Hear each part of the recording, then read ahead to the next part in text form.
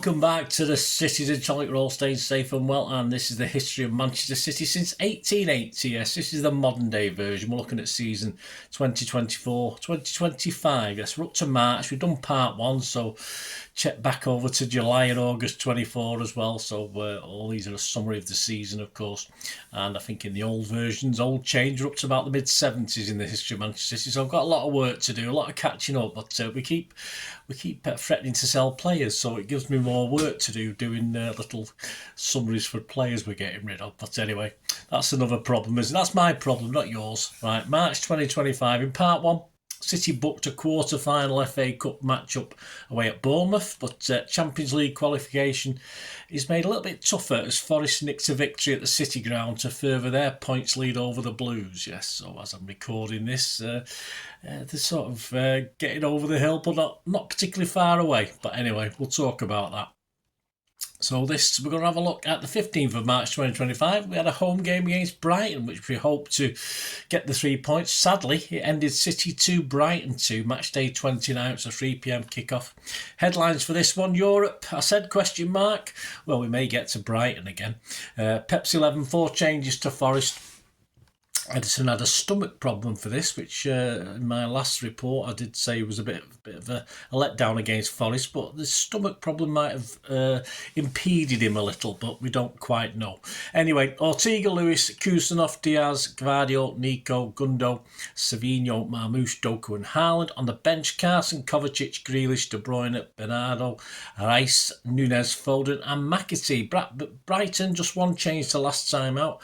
Verbruggen, Hinshelwood, Webster, Van Heck, Estupinian, Baliba, Gomez, Minter, Jorginho, Mitomo and Pedro. Story of the game? Well, a summary of the game. An early disallowed goal for Brighton for a foul on Ortega. A bit dubious, could have gone either way. Then on 9 minutes, a penalty to City as Marmoush drags the ball inside and is taken out by Webster. Clear penalty, no problem with that one. Some battling work by Nico on Pedro in the centre forces the ball to Savi, who falling plays it onto Haaland, who flicked it neatly onto Marmoush, who then won us the penalty. 11 minutes, Haaland calmly slots away the penalty, the keeper going the wrong way. Haaland's 100th goal involvement and 94 City appearances, 84 goals and 16 assists. 15 minutes, Savi but for delay in a restart. There's a bit of a numpty there. Brighton win a fortunate free kick on the edge of the area. 21 minutes, and the Stupian free kick goes in off the post. Ortega is motionless in an area of his goal where he should have been able to respond. Poor from the German. I'm having to go at another keeper out of this issue. He had 5 in the walls, protects his left-hand post, but then stands more central. He should really be more towards the right post to see more of the action. The basics of goalkeeping, but hey, we all say do different things, don't we? Savi misses a couple of good chances and Haaland a more difficult one. And on 35 minutes, Minte hits one just wide for the Seagulls. And on 39 minutes, Gundo across the box and Marmoush in space controls and fires a shot into the corner, kissing the post on the way. We're back in front 2-1. Lovely from Omar on the edge of the D. Nice ball from Gundo. A mistake in the City defence, but thankfully Pedro hits it wide just before half-time. On to the second 45 on after 47 minutes. Chaos in the City box from a corner, and Hinshelwood's shot is going towards a corner flag, only for Kusanov to accidentally put it into his own net. It was an outswinging corner that was headed back into the danger area from the edge of the box. No zonal marking in that area, obviously, and no one had tracked the back-pedalling header of the ball as it landed in the 6-yard box. I think City were playing, it's a game in Squid Games, isn't it? The red light, green light. I think the light was on red with most of our City defenders for that one. Minter misses a great chance. 58 minutes, Savi is off Bernardo's arm. 61 minutes, Doku but for diving or avoiding getting his legs broke, you decide. 64 minutes, Mitoma brings a save from Ortega.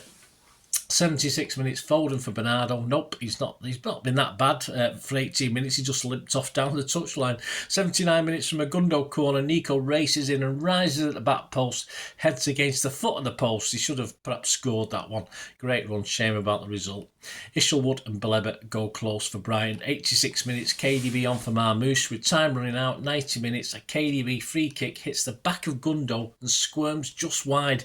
It wasn't the greatest free kick and Gundo knew sod all about it, but so close to a late fortunate winner for City. Not the result we wanted, but Brighton were worthy of a share of the points and even had the better chances overall. It gets tougher for City to get that Champions League place, and as it stands we have little momentum going to the last 9 league games. Before Sunday's games, the table read City remain 5th on 48 points, Brighton in 7th on a worse goal difference, and Newcastle on 47 points. Newcastle now have a game in hand of City.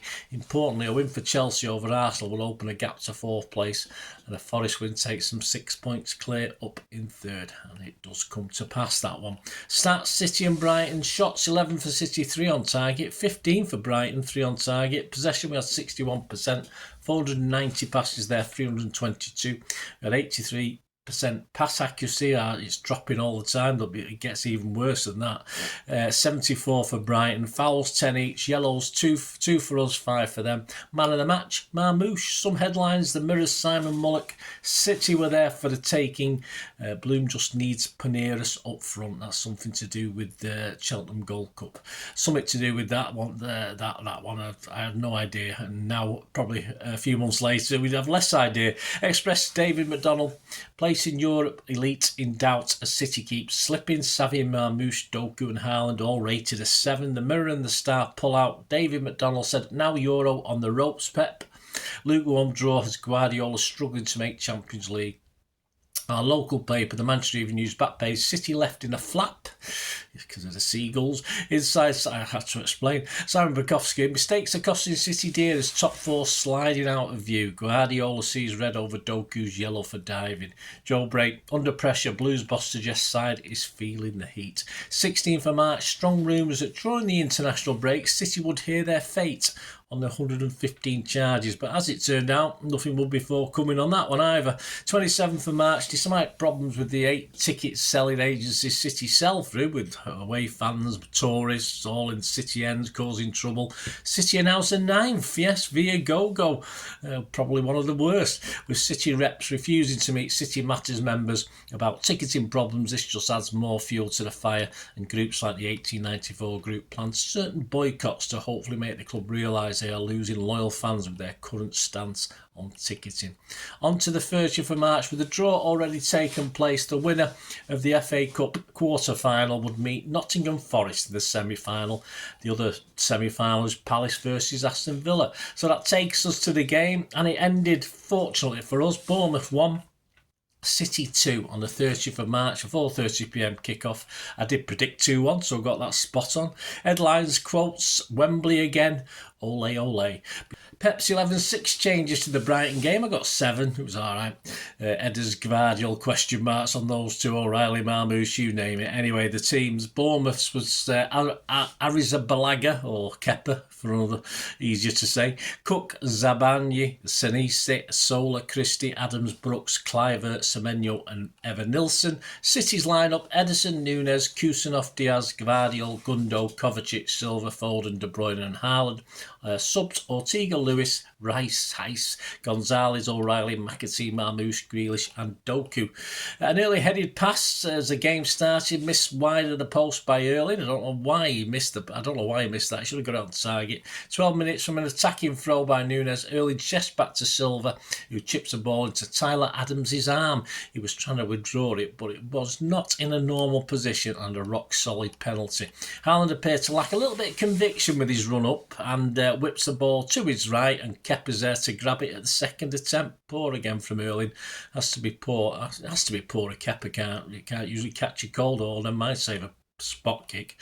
Another effort by Haaland, but his chip clears the bar. 21 minutes, we're 1-0 down. Nunes takes a throw, gets it back, and then played a terrible ball into the middle. I don't know. I think he was aiming for a City player, but never reached him. Cook Collette slipped a simple ball out to Brook on the right. Swivels and plays the chip. Clivert doesn't get the contact he wants, but sends it back across the goal. Ederson's wrong-footed, and Evan Nielsen is following up to blast it in. I think Kusanov was involved, but he didn't get a touch on it. 37 minutes, the first yellow card goes to Kusanov for fouling someone 30 yards out. I'm not that sure he meant it, actually. Plus 1 minute injury time, KDB blasts high and wide just before the half-time whistle. Half time, we should have been 2 or 3 up before they scored. Need to up the game and bring on some pace, and we certainly do. The second 45, Pep sends on Nico O'Reilly. Coming on for Kusanov, he goes into an attacking left-back role. Foden should have perhaps done better with the chance, but soon after, on 48 minutes, it's 1-1. O'Reilly and Akers on the left is played in by a simple KDB ball. He sprints to the edge of the box and spots the big man and sends the cross in and watches Haaland slot the ball into the corner with Kepa nowhere. 55 minutes, Cook bundles Haaland off the field and into advertising, hoarding, leaving him limping.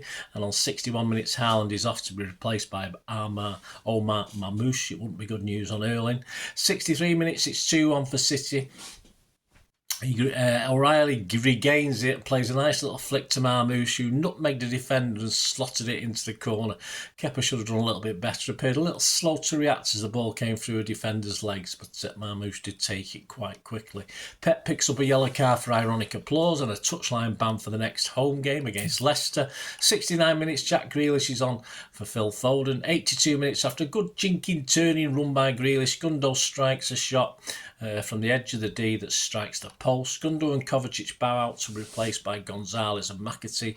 Plus 7 minutes added time, 90 plus 2 minutes chances for De Bruyne, McAtee and Marmouche, but Bournemouth managed to block a block or two and a decent save from Kepa, who takes it on the chest. McAtee possibly should have done a little bit better with his final effort. He sort of hit it at the keeper.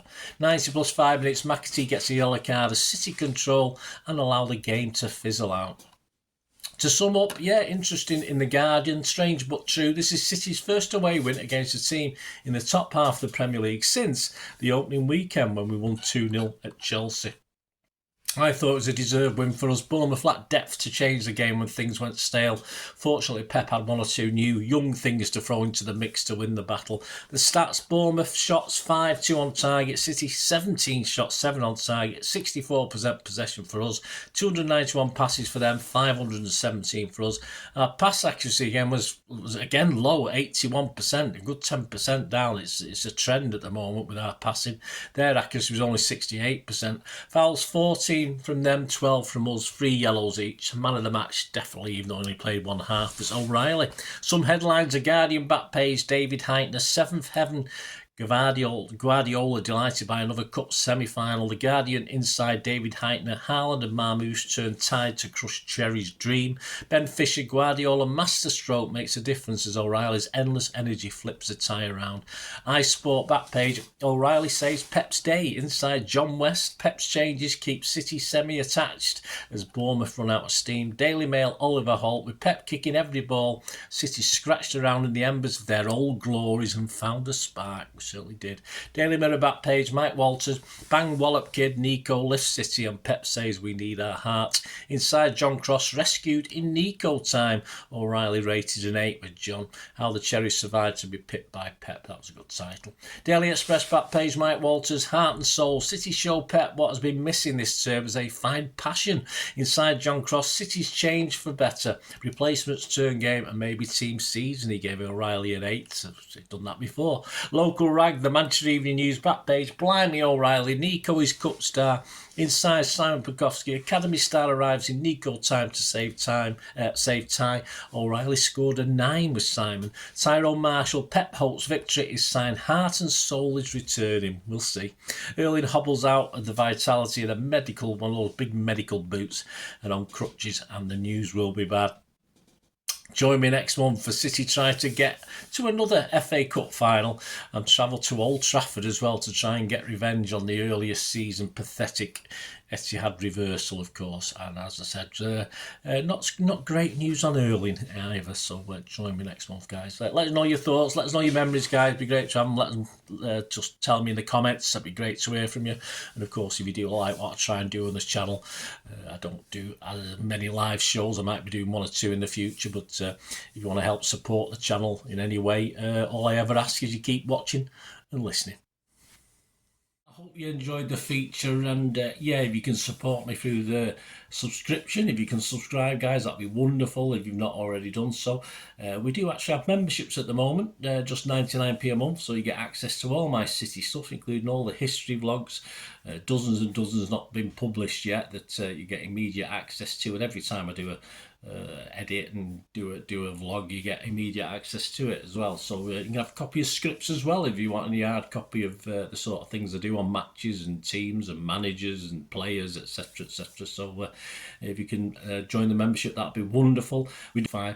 And yeah, if you want to support the channel just by watching the ads, that helps. Watch the ads, let them play through while you just have to check your phone or something, let it play out.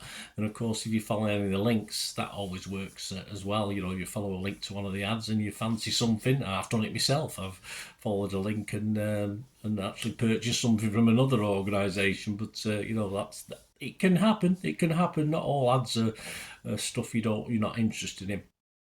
And of course, if you can give us a like, guys, that's be absolutely fantastic. All the likes are much appreciated. Anyway, thanks for watching. Until the next time, of course, I only ever ask one thing, don't I? Please, I ask you all to stay safe, especially you Blues. Until the next time, come on, City. Bye for now.